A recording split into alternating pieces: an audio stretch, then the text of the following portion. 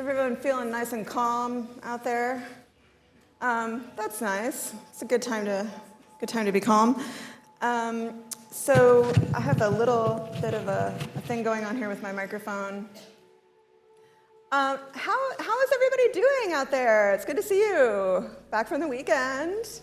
I have good news. I can't believe this has actually happened. It hasn't happened in many, many semesters. Guess how many questions or complaints I got about the midterm? 0. That's almost a little concerning. But that's great. I hope that means that most of you had a good experience with it and didn't, want to run from the screen crying.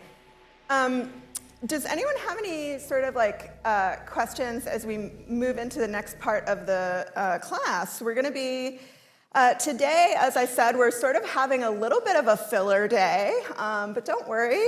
I'll come up with some strategies. Ooh, sorry. Sorry. Some strategies to make it killer.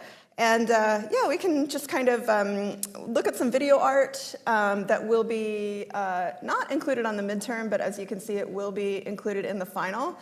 And then if we have time, which I'm going to kind of make it so we do, we can spend just a couple of minutes opening up Rhino and sort of giving you a sneak peek for Thursday.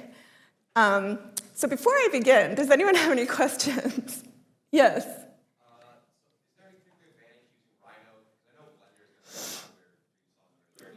Mm-hmm.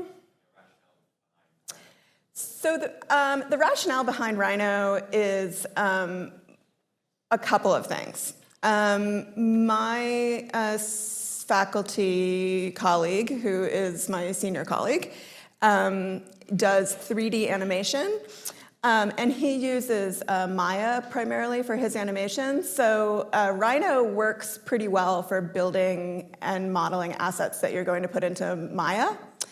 Or any other Autodesk product. As you know, if you know about Blender, you know that it's an open source modeler. I guess, the whole sort of open source versus commercial software debate is something that I feel personally pretty, I'm gonna get you in here. I feel pretty strongly about it, and it makes me feel kind of bad about myself that I deal with Adobe software and Autodesk software so much, particularly because they're not really very good companies. So if you have some really serious philosophical objection to using commercial software, I suppose I could maybe be convinced. I think that what would be good for learning Rhino is, or why it would be a good reason to learn Rhino.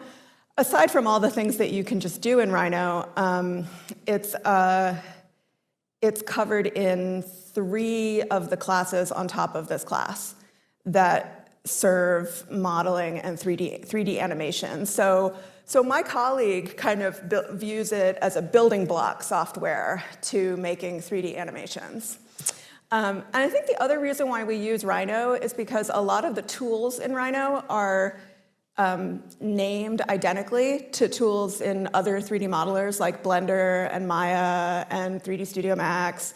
So if you do learn Rhino, those strategies that you use in Rhino are easily transferable to other software systems. I'm thinking of a couple more reasons.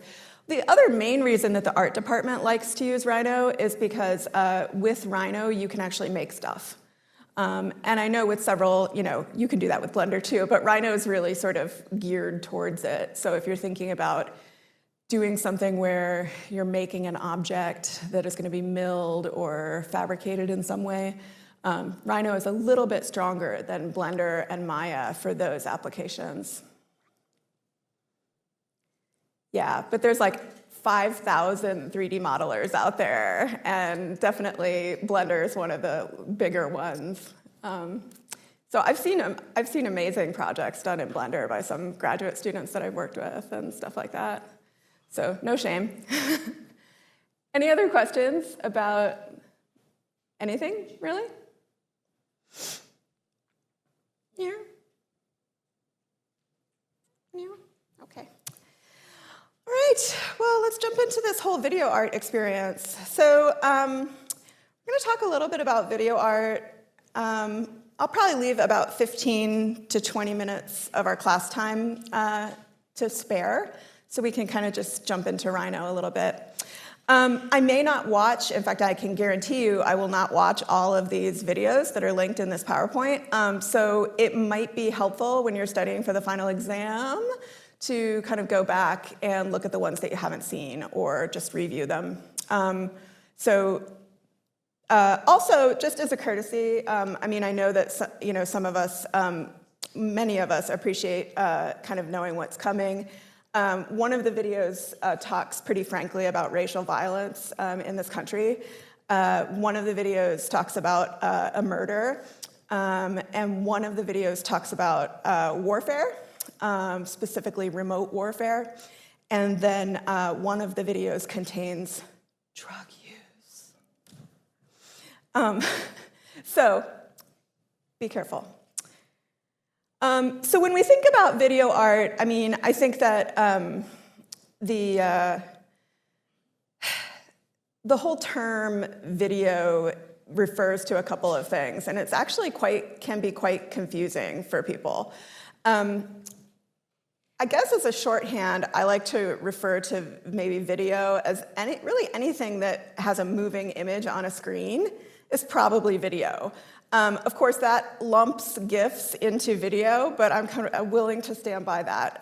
They're different, but for the purposes of this argument, they're probably just fine living together. But where does video come from? Like, what's the history of video as a technology? Well, video didn't really get going until the sort of the 70s and the 80s, when they had these things called magnetic tapes. Believe it or not, still in operation today. In certain pro-level cameras, you still find a data tape in there. And now, of course, the data tape might hold, a couple terabytes, but it's still fundamentally the same technology. It's just better. So if we think about a video camera, like a really old video camera, if you've ever seen one, they're gigantic, right? They're almost like movie cameras. They have these giant, tape decks, and people just kind of carry them around like this, and that's definitely like the 70s, 80s sort of era video camera. During that period, you had this notion that video was used more for immediate sort of consumption, so for news, for example. Video was not usually used during this period of time for film. And why is that? Well, it's because people love film. People just hung on to film forever, especially in film. And actually, even still today, people are shooting films on film. Does that mean that film is not obsolete? Well, yeah, it's totally obsolete, but that doesn't mean that people aren't still doing it.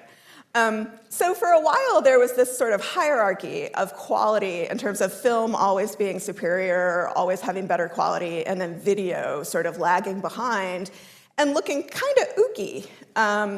And then it got better and better, and throughout the 80s and the 90s, and even into really just in the 2000s, is when you started to see movies that were shot digitally. And I'll give you a hint. If anyone ever says that they shot a movie on digital film, it's video. That's basically at the time at which video sort of supplanted film and kind of said, oh, cool, I'm good enough to be here now. And digital video is basically obviously what's around now.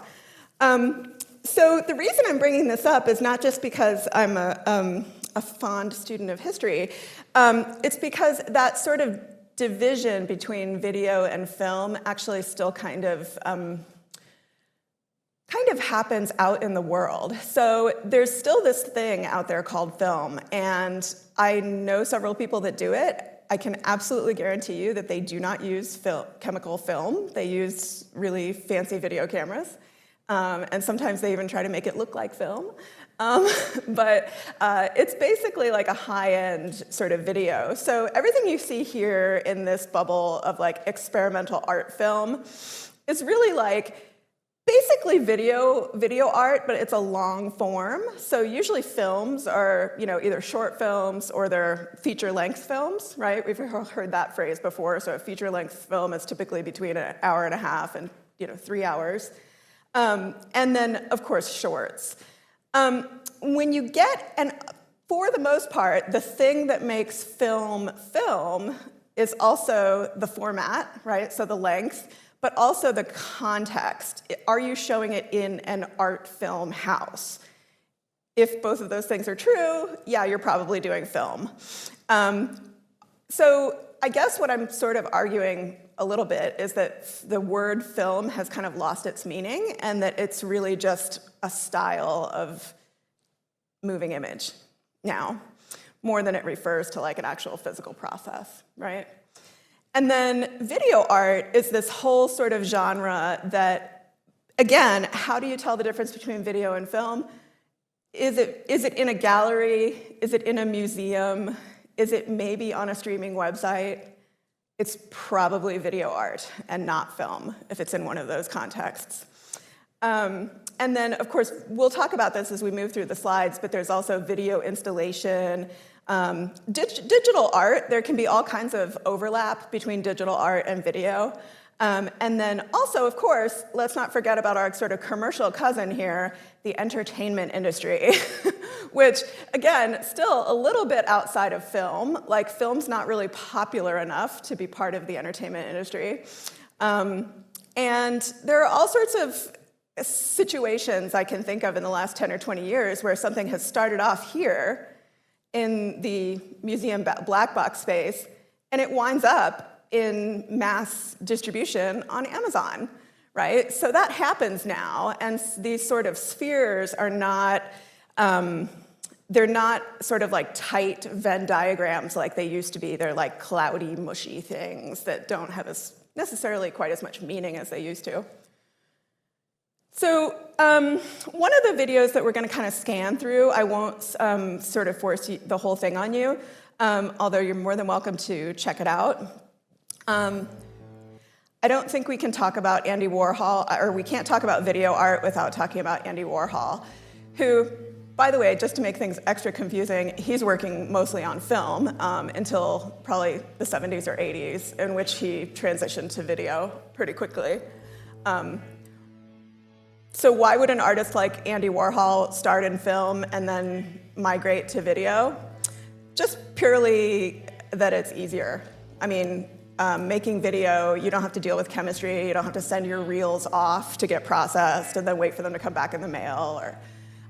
So I think the immediacy of video, and we still experience that when we walk around with these bricks, is one of the things that makes video so exciting, is because we carry it with us like all day, every day. So in this piece, sorry about that, gotta watch that. So in this piece, this is a really famous film actor from the 60s and 70s named Dennis Hopper. And Andy Warhol would basically just like organize these parties in his warehouse called The Factory, and he would just invite people who were famous or who were going to be famous to do these screen tests. And as you can see, they're just these sort of like, literally like Hollywood screen tests, man smoking a cigarette, woman drinking coffee, thinking angry thoughts, thinking peaceful thoughts. And so sort of, and now, you can say to yourself like, oh, that's cool, he had some friends over and he made some videos. True, but he did this like pretty much once a week for like 20 years. And so you can look at these videos, and it's pretty much like a who's who of, 60s, 70s kind of media royalty. So here's the same actor in a different screen test situation. And it's pretty common in these particular screen tests to have the models also sort of imbibing various substances. And so you can see this one was pretty early. That's actually 1963. And so at this point, Andy Warhol is sort of within the genre of what most people would call experimental film, but very much part of the art world. So I want to show you sort of a somewhat more contemporary takeoff on this idea of the screen test. This is a video by the Tate Museum about an artist named Luke Willis Thompson, who is a biracial artist that really wanted to cope with the sort of experience of having like a diasporic population in America. He's a British artist.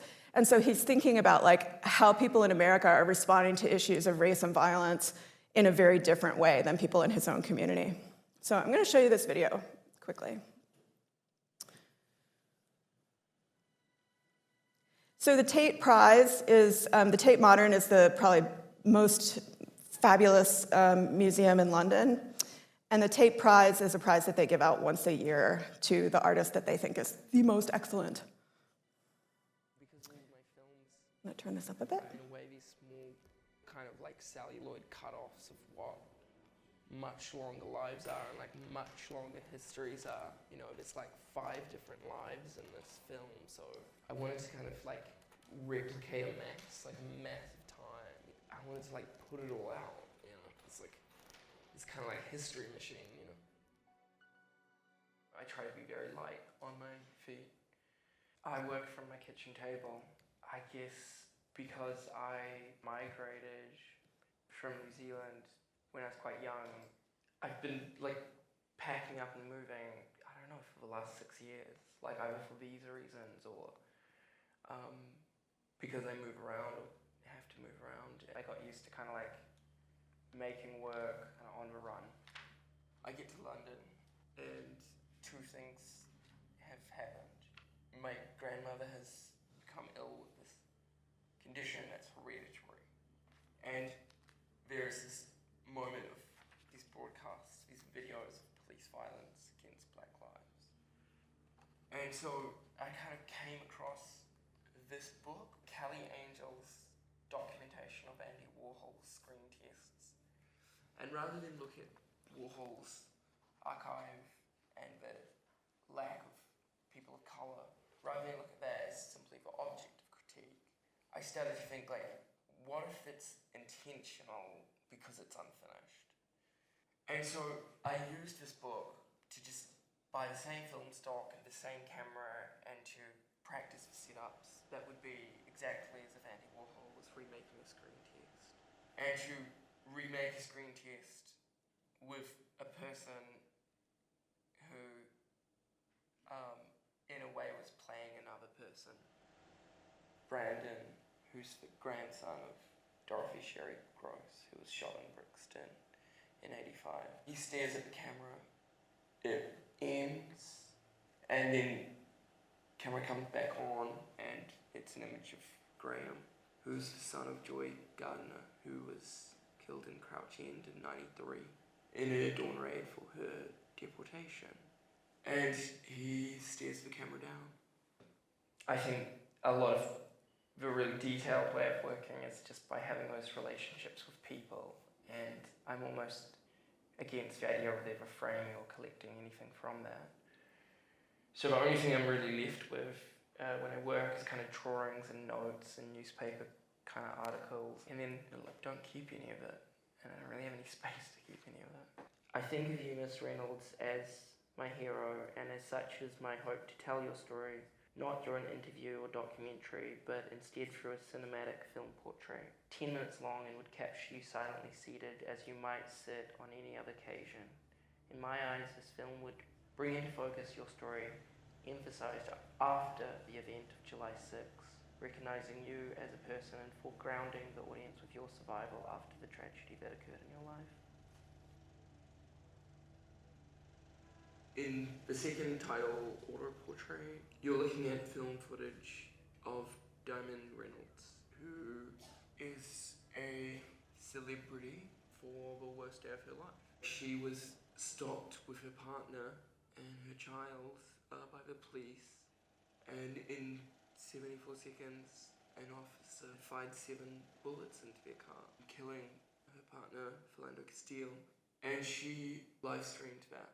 She got onto Facebook Live, and she went live with exactly what was unfolding. And I think what's so extraordinary about that document that she produced is that she very carefully narrates back to the police person and us and the world exactly what was occurring. I started to think, like, what would it mean to make a second broadcast? Could my work have a different kind of presence that reminds the audience that this person is real?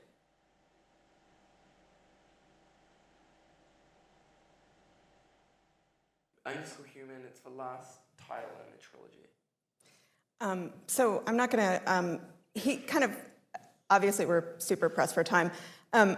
He goes on to kind of talk about some of his other work, and it's pretty interesting. He talks about he's a carrier of sickle cell anemia, and so he talks about how he's kind of mined his own genetic material to create these forms that evoke, domestic situations, and then also make people think about, illness. So we've also got, I'm gonna just scoot past this one. This would be a really great one to watch outside of the class. This guy, Jonas Mekas, he's kind of known as he's actually a mentor of Andy Warhol, and he was kind of the godfather of experimental cinema in the United States. He came over after World War II from Eastern Europe. And I included this one. There's a great video about this as well. But this is a really great example of what I would consider a video installation. So a lot of times people ask me about video installations, like what's a video installation? Well, I can tell you what is not a video installation. That is not a video installation. That's a projection screen. If the projection screen were made of cats and it were hanging from a crane, then yeah, it would be a video installation. So what makes a video installation a video installation is, sorry, did I just hurt your head a little bit? So what makes a video installation is that you're basically taking the video, the sort of rectangle of the video, and you're embedding it within an environment or within objects. So yeah, it's basically videos that are made into sort of something else, right? Where the videos just become kind of parts and pieces of something much larger. So Nam June Paik is a great example of a video installation artist. He kind of invented the form, some people argue. And this was one of his very most famous pieces called Electronic Superhighway, where he basically just makes these collages of TVs. Yes, these are old school TVs, by the way, so they have even that when you get near one of these things, your body becomes kind of charged because of all the static electricity and just energy that comes out of the CRT tubes. It's pretty crazy. And each one of these obviously has its own little channel of video. So sometimes they all go together, sometimes they're all different. I'm going to play you this video, which is another really great example of a video installation. And one of the reasons I love this as a video installation is because it takes the video and it takes it very, very far from this little rectangle into something much more interesting and something that can have a much more kind of, in some ways, a more powerful effect.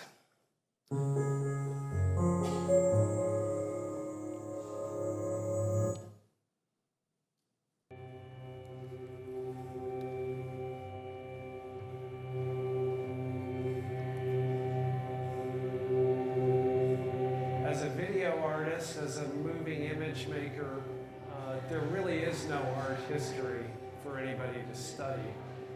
And I wanted to kind of fill in these, what I call a shadow history of the moving image, of virtual image production. And I started with the camera obscura and ended up with the internet. So you might remember the camera obscura from History of Art and Technology, Part 1. It's been 13 years since the Influence Machine was in Soho Square. And I'm excited to see what happens here with it. The situation changes because now we have it here over at the Tate.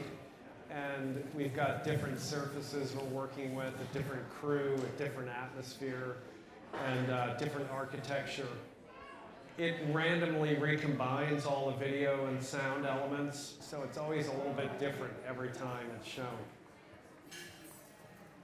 The Influence Machine is broken up into a number of elements. There are certain characters that flow around the vegetation, the landscape, the trees. It's almost like imagine a spotlight in a theater, but it's actually a video projection, so the image crawls around the landscape so that people can walk through the park and experience the Influence Machine. I spent about 2 years doing research into the deep history of the virtual image, going all the way back thousands of years to the first uses of the camera obscura. I was looking at what I call twilight moments in the inception of any new technology. So in the telegraph, photography, film, television, the internet, right when they're first invented, people can have no idea what could be done with them. Anything could happen. I was looking at those moments and I stumbled on spirit photography, which I was kind of partial to, as a metaphor for the alternative uses of technology. Then I looked at all these other mediums and I thought, well, you know, have people use film, have people use television, have people use the computer to try to communicate with the dead. And of course they had. And so I thought, okay, this is my linking structure for the Influence Machine. And that's how I was able to complete the piece.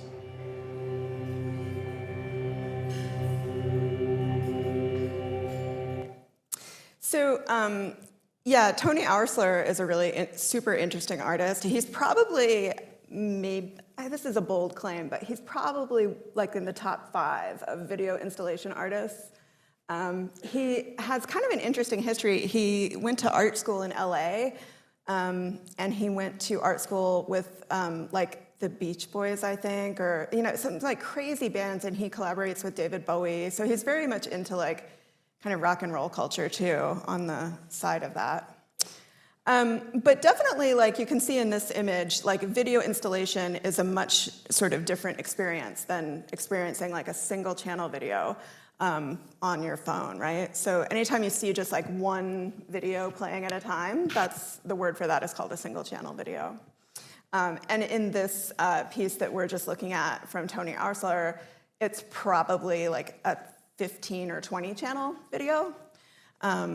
So yeah, all sorts of technical challenges that get created when you work with that many channels. So let's take a look at, I'm gonna talk about this. I'm probably not gonna show this during class just now. This is a really interesting video by an artist named Haroon Faraki, who basically is using military simulation games as the sort of basis for his video artwork. And so he's taking these experiences that soldiers are having prepping for remote warfare, and then he's using that as source material to construct a work.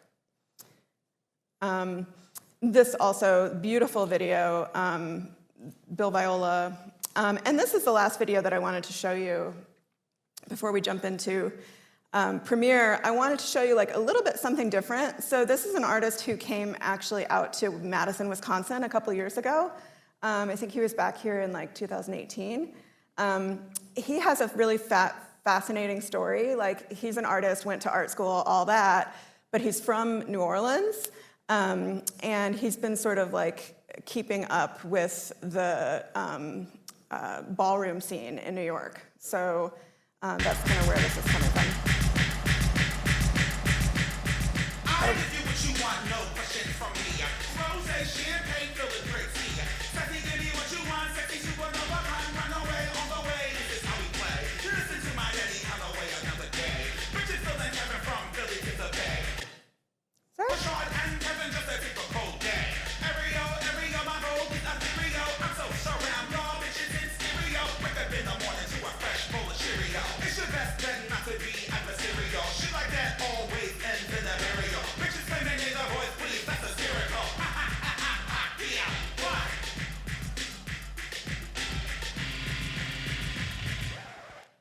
I'm sure you can imagine he was a very entertaining campus visitor. Super, super fun to be around.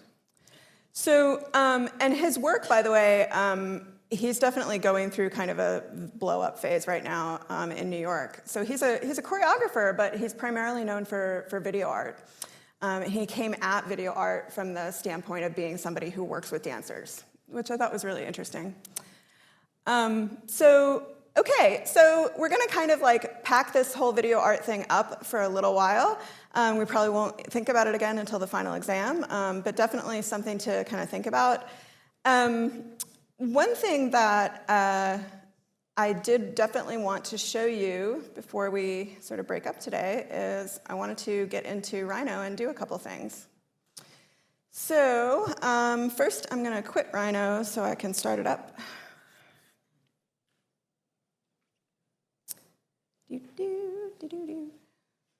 Somewhere in this mess. And so don't forget that if you don't have a Rhino license, which I would not expect you to, you can get that trial license on the Rhino website. So when you open up Rhino, it should, after it verifies your license, you should get this kind of startup screen. And of course, we're just going to opt for new model at this point. We could go through the process of digging out a template. We could probably, well, yeah, let's go ahead and do that. So if I click this and then I click new model, it should open up according to the template. Now, what comes with the template, you might be asking? Units. That's it, pretty much it. Units and a grid configuration. So you either get inches or millimeters. So if you don't want to set that after you create the file, you can just pick a template.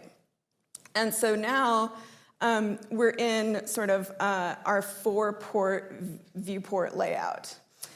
So I want to tell you a couple of things about the sort of layout, and I'll probably go over some of this stuff again in class on Thursday. The first thing is there's 2 sidebars in Rhino. So there's this sidebar right here, which you can toggle on and off with this button, and then there's this sidebar over here. My sort of personal approach is to pretty much always leave this sidebar available because I like tools, I like to use them. And then sometimes when I'm actually working on stuff, I will get rid of this sidebar so that I get a little bit more real estate. And that real estate is precious when you're using a 13-inch laptop or even really any kind of laptop. A laptop screen, when you divide it into 4, it's not so large and awesome anymore. So we'll be talking about all sorts of things related to kind of workspace configuration, et cetera, as we move along with Rhino. But definitely more than the other apps that we've used up to this point, I think that the workspace configuration in Rhino is actually a little bit more important and a little bit more critical to your success. So, all right, so now, we haven't done anything yet, but I'm going to show you just a couple of things that you might want to think about. So one is that if you have a MacBook Pro or even probably a PC with a multi-touch, you should be able to do this sort of pinch and squeeze here to move and zoom on the grid in your viewport. And so we can do that pinch and squeeze in all 3, 4, and then there's also sort of the 3-fingered swipe, which I'm not a huge sort of fan of.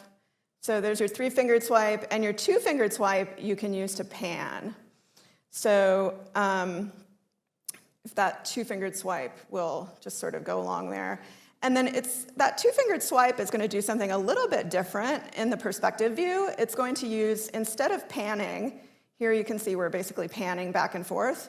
When you use that 2-fingered swipe in the perspective, it actually orbits the perspective around whatever the grounding coordinates are. And so we'll think about that too. So, okay, that's great. Now we can maybe move the grid around a little bit. And probably the first thing I would do is I would make a box. So we're just making a box to sort of have something down there, and so that we can kind of look at some of the rest of the tools. So first corner of box. Well, as you can see, it looks like right now there's no snap active. I can just put my coordinate wherever I want. So I'm going to go ahead and activate grid snap up here.